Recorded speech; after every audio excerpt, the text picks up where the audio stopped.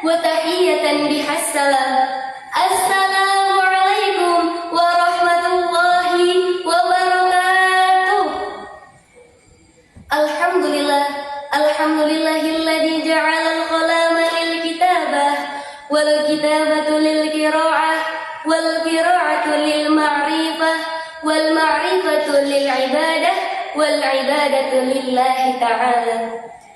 Ashhadu an la ilaha illallah wa ashhadu anna Muhammadan abduhu wa rasuluh la nabiyya ba'dah, amma ba'du. Bapak Ibu Dewan Juri yang saya hormati, para hadirin dan seperjuangan calon-calon pemimpin masa depan yang saya banggakan. Indah pelangi di senja hari, ketika terlihat semuanya terpikat. Apa kabar hadirin hari ini? Apakah semuanya sehat?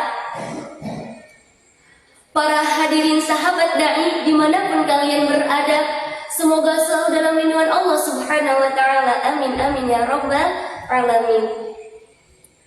Pertama-tama, marilah kita panjatkan puja dan puji syukur kita kehadirat Allah Subhanahu wa ta'ala yang mana telah melimpahkan nikmatnya kepada kita semua sehingga kita bisa berkumpul di tempat yang indah ini, sehingga telah menciptakan langit dan bumi yang berlapis-lapis.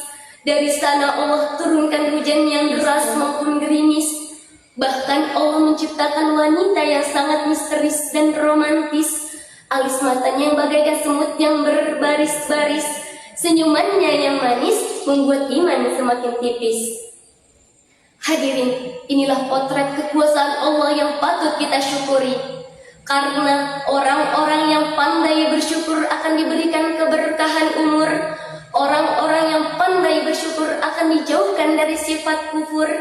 Orang-orang yang pandai bersyukur akan diberikan kenikmatan umur. Dan orang-orang yang pandai bersyukur akan dijauhkan dari siksa kubur. Oleh karena itu, pandai-pandailah kita bersyukur.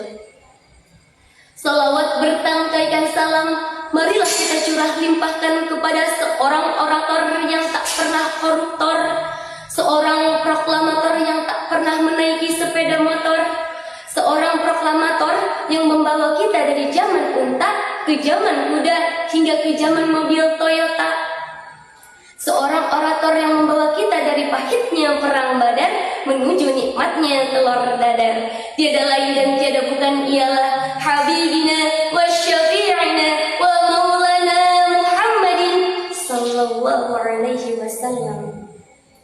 Hadirin rahimakumullah, berdirinya saya di sini akan menyampaikan tausiah yang berjudul Membangun Generasi Qur'ani untuk Kejayaan Bangsa.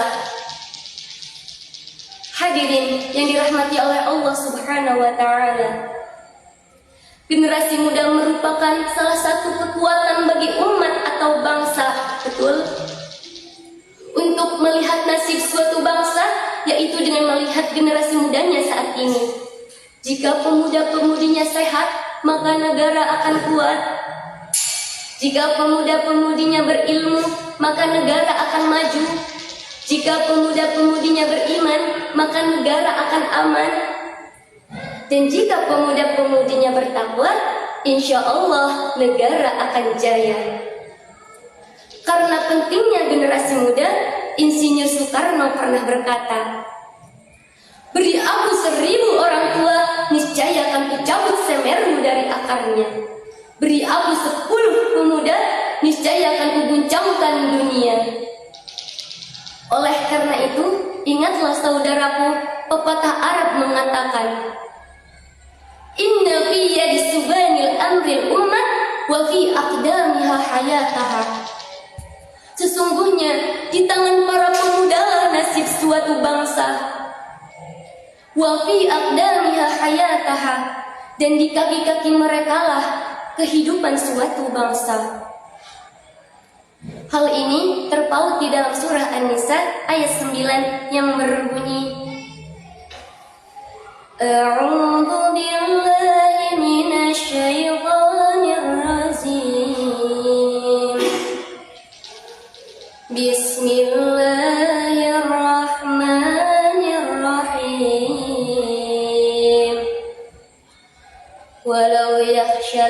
الذين لو تركوا من خلفهم ذرية ضعافا خافوا عليهم فاتقوا الله والقولوا قولا شديدا,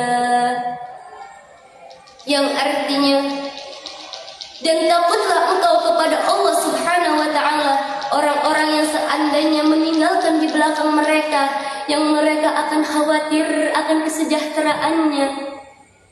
Dan bertakwalah kepada Allah dan hendaklah mengucapkan perkataan-perkataan yang benar. Menurut Profesor Dr. Quraisy Shihab, ayat tersebut berpesan agar umat muslim mampu mewujudkan generasi yang berkualitas, mampu mengakuisisikan potensi dirinya untuk masa depan bangsa.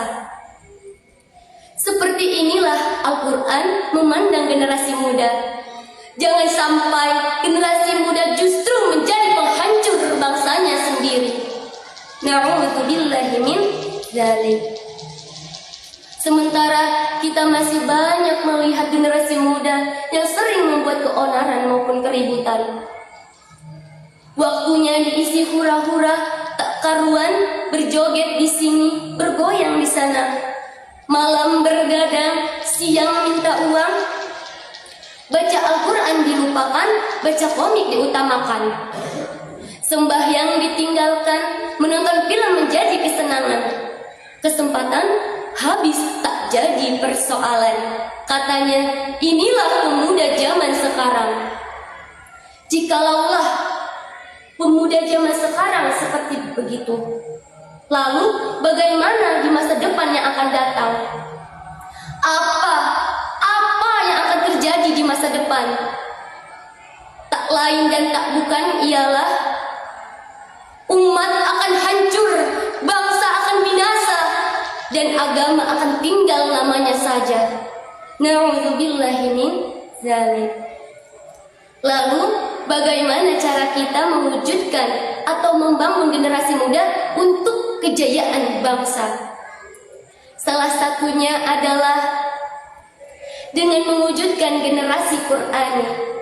Generasi Qur'ani adalah berpedoman kepada Al-Quran dan As-Sunnah, membaca dan menghafalkannya, memahaminya dan mengamalkannya di seluruh aspek kehidupan. Pakar-pakar ilmu mengatakan, halangan dan rintangan bukan untuk ditangisi, akan tetapi diatasi. Lautan takkan indah tanpa gelombang, malam takkan cerah tanpa bintang, dan bintang pun takkan bersinar tanpa kegelapan malam. Dan perjuangan takkan berarti tanpa pengorbanan. Semoga kita termasuk ke dalam generasi muda yang hebat, berilmu, dan berakhlak. Negaranya yang berekonomi kuat, para pemimpinnya amanah, dan masyarakatnya berakhlakul karimah, berpedoman kepada Al-Quran dan As-Sunnah. Amin amin ya rabbal alamin. Anak pesantren penghafal Quran, anak gaul senang jalan-jalan. Mohon maaf bila masih ada kesalahan karena saya masih tahap pembelajaran. Burung kutilang, burung cendrawasih. Cukup sekian dan terima kasih. Akhirul kalam, summa salam, syukran katsiran, summa hadza ila minni. Wassalamu